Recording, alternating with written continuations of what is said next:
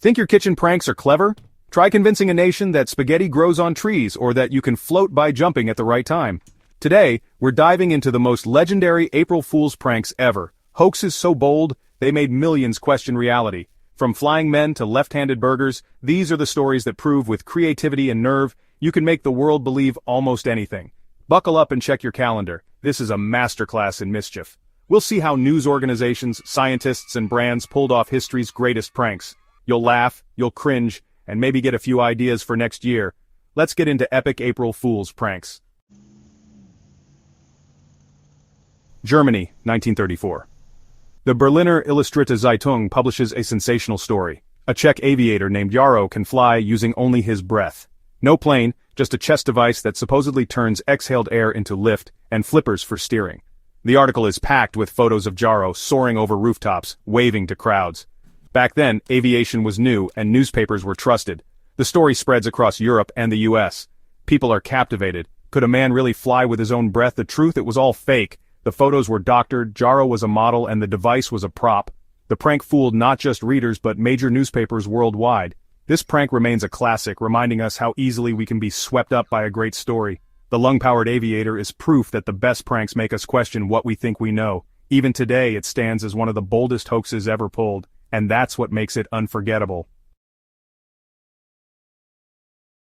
Britain, 1957. Spaghetti is exotic, mysterious, and mostly comes from a can.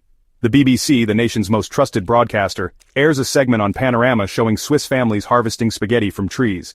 The footage is convincing. Women in traditional dress plucking pasta from branches, all narrated with deadpan seriousness by Richard Dimbleby. The nation is hooked. The BBC is flooded with calls, not complaints but questions. How can I grow my own spaghetti tree?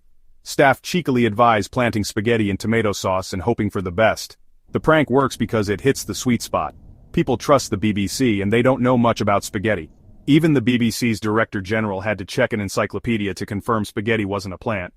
The Great Spaghetti Harvest is still the gold standard of April Fool's hoaxes. Simple, brilliantly executed, and revealing just how easily we can be swayed by authority. It's a reminder that sometimes all it takes is a straight face and a little ignorance to make the world believe in pasta trees. The prank became legendary, not just for fooling the public, but for showing how much we trust what we see on TV. It's a classic case of the right joke at the right time. The BBC's spaghetti trees live on as a symbol of the perfect prank, harmless, hilarious, and unforgettable.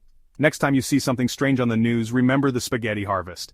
Sometimes the most convincing stories are the ones that make us laugh at ourselves. The prank's legacy? A nation of gardeners planting pasta and hoping for a miracle. That's the power of a well-timed joke. The Great Spaghetti Harvest proves that even the most trusted voices can have a little fun. And sometimes, we're all just one convincing news report away from believing in the impossible. 1. Britain is obsessed with space, and astronomer Patrick Moore is the nation's trusted guide to the stars. On April 1st, Moore announces on BBC Radio that Pluto will pass behind Jupiter, creating a rare gravitational effect. He claims that at exactly 9:47 a.m. if you jump, you'll feel a moment of weightlessness. Listeners across the UK set their watches and leap, thousands convinced they've floated, if only for a second. The BBC's phone lines light up with testimonials. People swear they felt lighter, some even claim to have floated around the room. The power of suggestion is real. People wanted to believe and their minds filled in the blanks. Moore, a known prankster, is stunned by the response. The prank is a brilliant commentary on our trust in science and authority. If a respected astronomer says you can defy gravity, why not give it a try? The Jovian-Plutonian gravitational effect becomes a legendary April Fool's joke. It's a reminder that even the most rational among us can be swept up by a good story. The prank's genius lies in its simplicity. No props, just a voice on the radio and the promise of something magical. It shows how easily we can be convinced to believe the impossible, especially when we want it to be true. The Day the Earth Lost. Its gravity is a classic, proving that sometimes the heaviest thing is our own willingness to believe. It's a lighthearted lesson in skepticism, and a celebration of our collective imagination. Next time you hear about a cosmic event, maybe keep your feet on the ground. Or don't. After all, a little wonder never hurt anyone. The prank lives on as a testament to the power of suggestion, and the joy of a nation jumping for joy, literally. Sydney, 1978. The city wakes to news of a massive iceberg floating into the harbor. Entrepreneur Dick Smith claims he's towed it from Antarctica, planning to sell pure Dixicles for 10 cents a cube. The media goes wild, helicopters swarm, news crews scramble, and thousands gather to witness the spectacle. The iceberg glides past the opera house, majestic and surreal. As it nears, a radio crew gets close, and rain begins to fall. Suddenly, the iceberg starts to foam. The pristine white surface dissolves into suds. The truth, it's a barge covered in plastic, shaving cream, and firefighting foam. Smith's prank is revealed in a cascade of laughter and bubbles. The public is delighted. They've been part of a citywide joke. The prank is a masterstroke, bold claim, media frenzy, and a perfectly timed reveal. It's not just a story, it's a physical illusion that fools an entire city. The sight of the iceberg melting into a bubbly mess is unforgettable. Smith's stunt proves the best pranks are built, not just told. For one day, Sydney's harbor is home to the world's largest bar of soap. The city laughs, the media laughs, and Smith cements his place in prank history. The iceberg hoax is a reminder that sometimes the most spectacular illusions are the ones you can see and touch. It's a celebration of creativity, showmanship, and the joy of being in on the joke. The prank's legacy? A city united in laughter, and a story that floats on forever. Next time you see something unbelievable, remember Sydney's iceberg. Sometimes the best surprises are the ones that dissolve right before your eyes, and that's what makes a prank truly epic. 1. Sports Illustrated publishes a profile of a rookie pitcher, Sid Finch, who can throw a baseball at 168 miles per hour. Finch is a mysterious figure, trained in a Tibetan monastery, plays the French horn, and wears one boot and one bare foot. The article is filled with convincing details, quotes from real Mets staff, and staged photos at spring training. Mets fans are ecstatic, rivals are terrified, and the baseball world is abuzz. The story is so well crafted that thousands believe it, including professionals. The Mets play along, giving Finch a locker and holding a press conference, but Sid Finch is pure fiction, a creation of writer George Plimpton. The name is a clue. Sid for Siddhartha, Finch for Plimpton. The entire story is an elaborate April Fool's joke. When the truth is revealed, fans are disappointed but can't help but admire the artistry. The Sid Finch hoax becomes a legend, a modern myth for the sports world. It's a testament to the power of storytelling and the willingness to believe in the impossible. The prank's genius lies in its detail and credibility.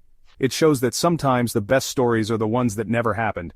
Sid Finch remains a symbol of the perfect sports hoax. Next time you hear about a superhuman athlete, remember Finch and check the date, because sometimes the greatest legends are born on April Fool's Day. 1. Burger King announces the left-handed Whopper in a full-page USA Today ad. The ad claims the condiments are rotated 180 degrees for left-handed comfort. It's absurd but presented with total seriousness. Customers flock to Burger King requesting the new burger. Employees play along, confirming special orders. Even right-handed customers ask for the original, worried about wrong-handed toppings. The prank goes viral before viral was a thing, sparking debates and laughter nationwide. The next day, Burger King reveals the hoax. Everyone laughs, no harm done. The left-handed Whopper is a classic, simple, clever, and perfectly executed. It proves you can sell almost any idea with the right pitch. No elaborate setup, just a single ad and a deep understanding of human nature. The prank's brilliance is in its simplicity and the way it played on our desire for customization. It's a reminder that sometimes the silliest ideas are the ones we want to believe. The left-handed Whopper remains a fast food legend, and proof that a good joke can be served with fries. So there you have it, spaghetti trees, floating people, and burgers for lefties. These pranks prove that no matter how advanced we get, a clever joke can still fool us all. It takes guts, planning, and a deep faith in human gullibility to pull off these masterpieces. And thank goodness for that, otherwise, the world would be a lot less fun. Let's raise a glass or a dixicle to the pranksters who keep us guessing. Remember, if something sounds too good to be true on April 1st, it probably is. Unless it's about a new Whopper, then maybe check it out, just in case. Thanks for watching. Don't forget to like and subscribe. Or don't, I'm not your dad. Good night, everybody.